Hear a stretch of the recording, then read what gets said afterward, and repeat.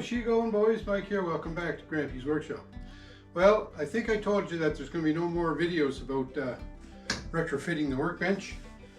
Well, I don't know that I lied, but I'm going to do a couple more because, you know, setting up the shop in and around the workbench is not complete yet.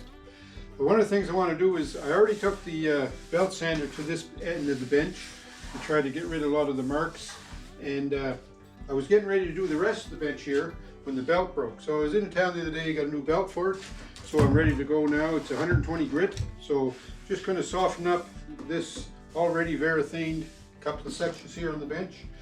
And also something, I don't know whether you can see it there, I spent some time yesterday and I painted. Oh man, yes I did, I painted the bench. It's a gray color. I don't know how well it's going to show up here, but it's just a gray. It was a gray satin finish that I had left over, so I painted all the bench fronts. Okay, let's go.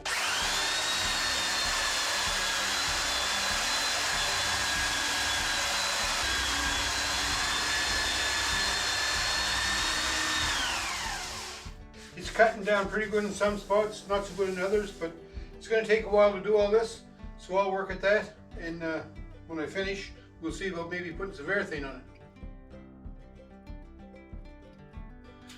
Well, I got her sanded, and man, oh man, it's dusty here in the shop. What I have here is just a dampened towel.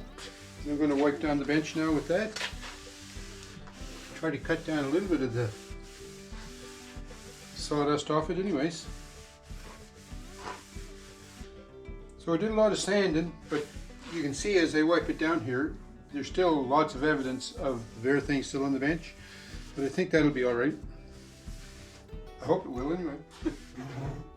Well, you know what, before I do any painting on the bench or anything like that, I often put things on the bench and run the belt sander on them to sand the surface. And when I'm doing that, they tend to slide, of course. The belt sander grabs hold and pulls them right off the bench. So I need some bench dogs. I don't want to drill big holes in my bench. So what I'm thinking I'm going to do is put some bench dogs in it. But the bench dogs are just puppies. You recognize those?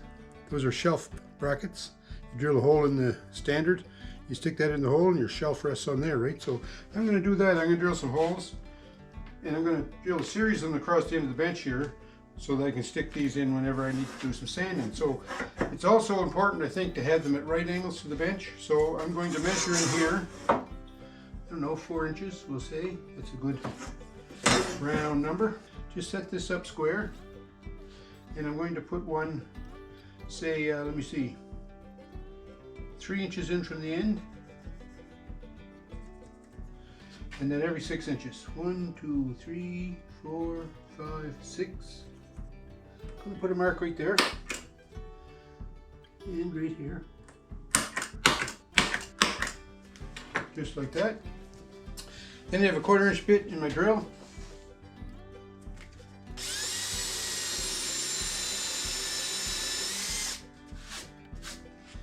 Now the idea is that these will just stick in there like that, and my piece can come up against there and I can sand to my heart's content.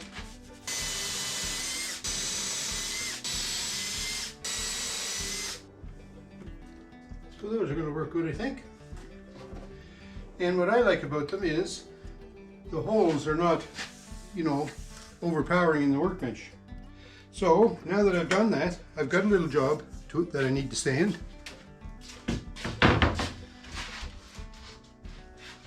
So look at that.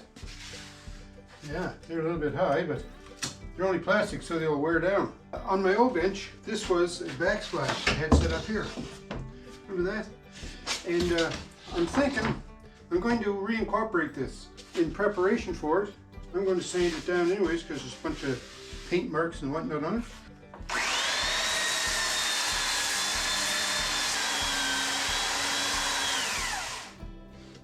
That's not working too bad, I don't think. So I'll continue and sand this. I've got 2 of these I need to sand, so I'm just going to sand those down a little. And while the dust is in the air, that's why I'm sanding these now. So now, just one thing here. These little stops that I put in, they're higher than what this is only 3/8 ply here. So what I'm going to do is I'm going to run the belt sander over those just to buff those down flat. See how that works.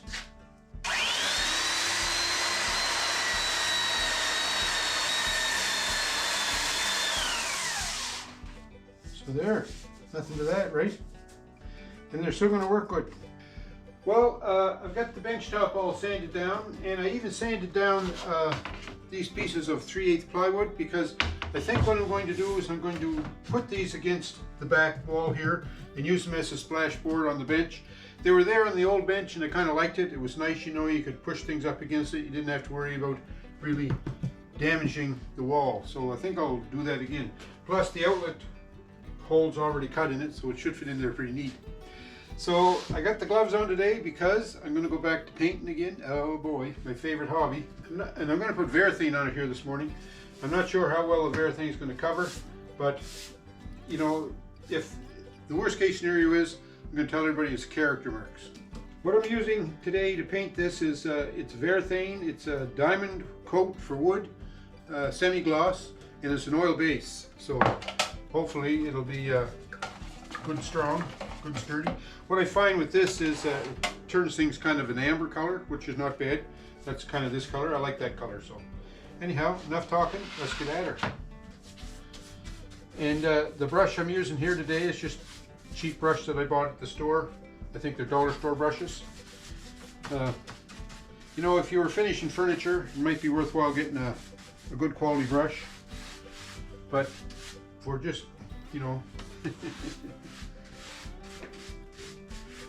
rough work in the shop, cheapest brush I can find. So we're going to slap some Varathane on this. Actually, that's not the right term for it. You don't slap on finish. Now another thing, I'm using these cheap brushes, and there's nothing wrong with using a cheap brush here in the shop, but what you have to watch for is cheap brushes tend to have the bristles come out of them. So I have to watch that a little close, that I don't get bristles left behind. But you know, a few little things like that, we can live with those things, right? It's a windy, wet, and wild day here at the camp today. The temperature is only about 9 degrees there when I come out. Lots of wind and rain overnight, and it's still windy and rainy here this afternoon. It's just afternoon right now and I'm painting this. And but you know, out here in the shop with the new heat pump going, I'm some toasty. Working in short sleeves. Holy crow, I never thought I'd ever do this in October. Okay, that doesn't look too bad for the first one. Okay, so I'm going to go stand this up and then I'm going to paint the other one and then we'll start doing the bench and I'll talk to you later. Well, we're just finishing up the bench here with the first coat anyway. It's going on pretty good, eh? I like the way it's covering, so that's good.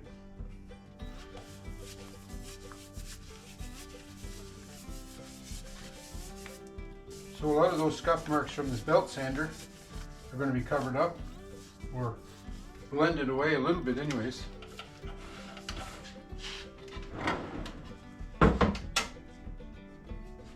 Hey, new use for a drawer.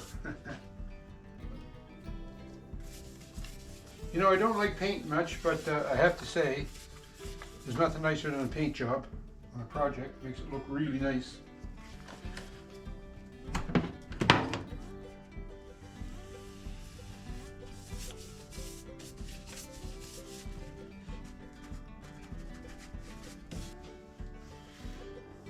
So, there we have one coat on the bench top and the backsplashes. So we're going to let that dry. I don't know, it's because it's oil based and because it's cool and damp today. Probably going to take a long time to dry, but anyways, I won't do anything to this until it's dry, and then we'll have a look and see where we go from there. Well, it's been a full day since I Varathaned the top of the bench, and I have to say, it turned out not too bad, but I did put a second coat on it. I didn't video the second coat because it looked a lot like putting the first coat on. But it turned out pretty nice. This section of the bench here is still all marked up, but I mean, that's where I do most of the work, and it gets better as we come down here, so. All right. So the next step then is to put this plywood back against the wall to be a splash guard. So The hole is lined up good here at the outlet, but the bench is a little bit shorter than what it was before, so we're going to mark it here. And we'll just cut that off. Alright, so I marked my sheet, and then what I did, I transferred it to the back side of it. Because of the way the circular saw cuts, it cuts into the wood. So I don't, if this was the finished side, then the blade would be cutting out of the wood and it might have some tear out. So try to minimize that. I just turn it around. So we'll make this cut and see how we make out.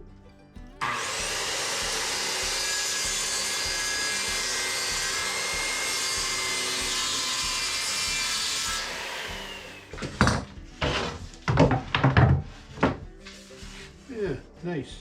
So before I started to put these pieces of plywood against the wall just for sizing, I took all the switch plate covers off here and the circuits are disconnected. So we're just going to remove these. And cheat here, I'm using the drill.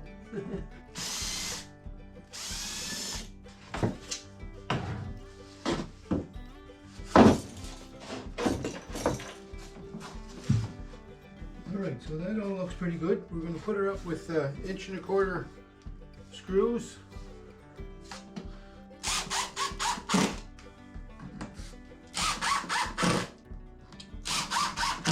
Okay, I'm going to finish putting some screws in that, and then we're going to move down to the next one. Okay, we got the first piece in place. Now we'll just set this second one in here. And it's nice because these were already installed before I took the bench all apart, that all the edges match up good. So that's some handy. Okay, we're just finishing up this last receptacle here.